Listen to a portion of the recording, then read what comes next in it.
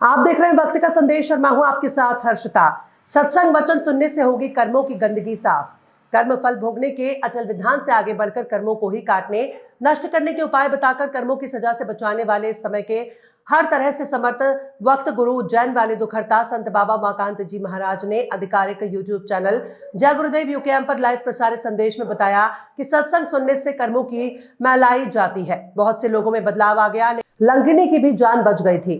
तो सत्संग से बहुत फायदा होता है। पहले जब लोग सत्संग सुनने की आदत बनाए हुए थे, 15 दिन में, महीने में एक बार आते जाते रहते थे।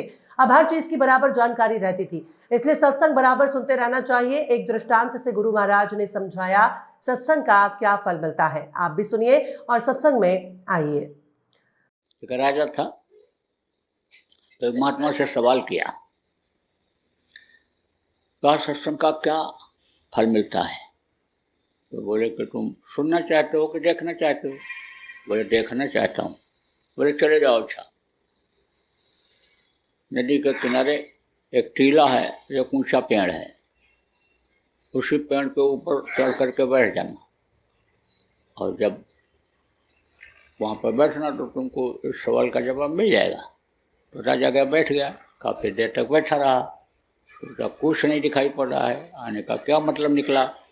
नीचे उतरने लगा, तब तक देखा कि एक आदमी झाड़ू लेकर के आ रहा है। वो आया, झाड़ू लगा कर चला गया। दूसरा आदमी आया, गलीचा कालीन लेकर के जमीन पर बिछा करके वो भी चला गया। फिर दिव्य आत्माएं ऊपर से उतरी और वो आकर बैठ गई।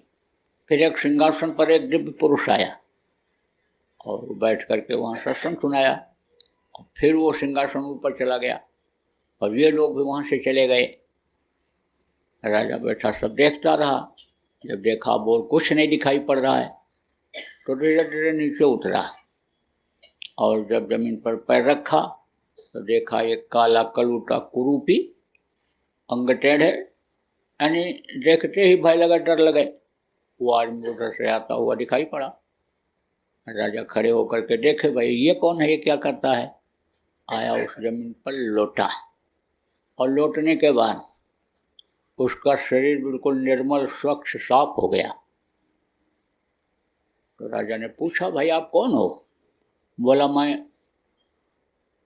एक पापी हूँ, दिन भर इतना पाप करता हूँ कि मेरा शरीर काला पड़ जाता है। जानता हूँ यह पाप है, लेकिन उसमें इतना लिप्त हो गया हूँ कि मेरा मन मानता ही नहीं पाप किए बगैर। उसका असर आता है, और असर आने की वजह से शरीर काला कुरूपी हो जाता है। लेकिन इस स्थान पर सत्संग होता है, तो सत्संग वाली जगह पर जब मैं लौट लेता हूँ तो फिर मैं निर्मल स्वच्छ साफ हो जाता हूँ।